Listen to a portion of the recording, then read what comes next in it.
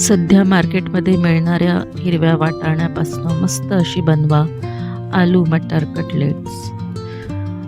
ताज्या हिरव्या वाटाण्याचा सीझन चालू आहे.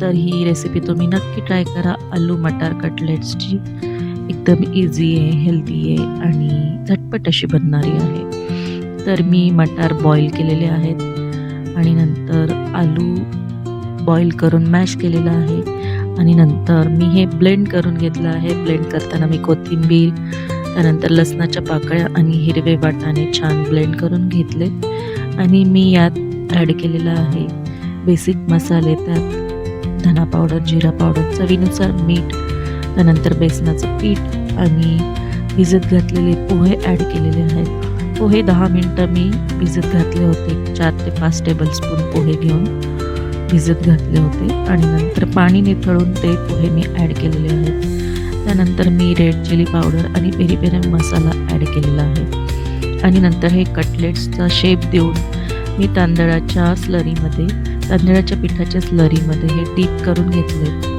आणि नंतर मी कोट केलेलं आहे रोस्टेड वर्मिसेली रोस्टेड शेवया. मी त्याला कोटिंग केली आहे आणि नंतर मी शालो फ्राय केलेले आहेत.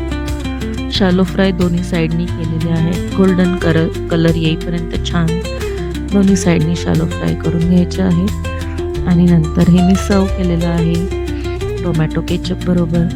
तुम्ही ग्रीन चटणी तुमच्या आवडत्या चटणीबरोबर सर्व करू शकता आणि नक्की ट्राय करा.